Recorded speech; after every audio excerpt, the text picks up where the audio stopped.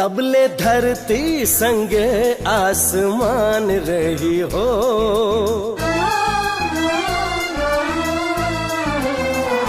हो सनम जहिया ले सूरज आ चांद रही हो।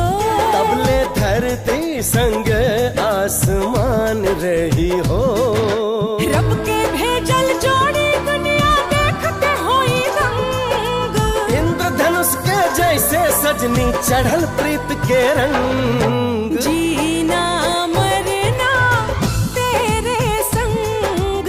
जीना मरना तेरे संग। जीना मरना तेरे संग। जीना मरना तेरे संग। जीना मरना तेरे संग।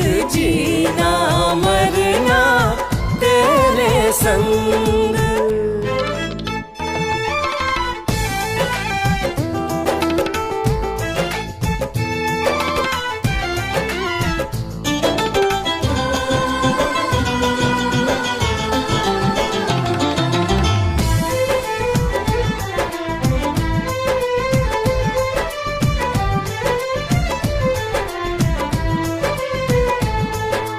अपना दिल के कोना में बैठा ले हला ये सोना।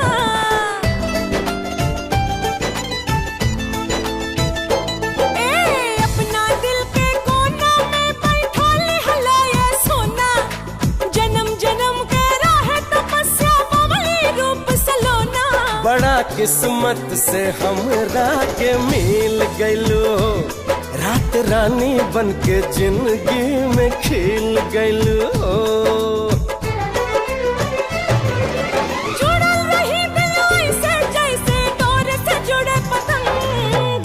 जीना मरना तेरे संग। जीना मरना तेरे संग। जीना मरना तेरे संग।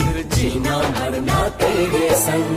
जीना मरना तेरे संग। जीना मरना तेरे संग।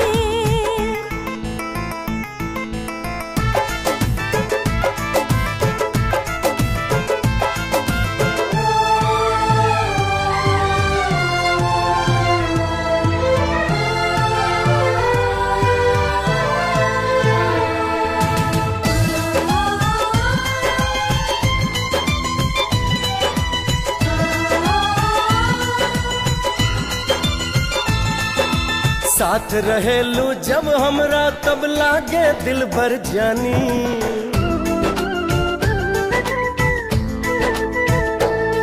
अरे साथ रहेलू जब हमरा तब लागे दिल भर जानी। दुनिया के अनमोल खजाना हम ता पौले बानी। तू ही हर एक जन्म में भरी हमांग ए पिया। बन के रही हाथ सिनुरा सुहाग ए पिया। साथ न छूटी भले ही कितनो करी जमाना तंग। जीना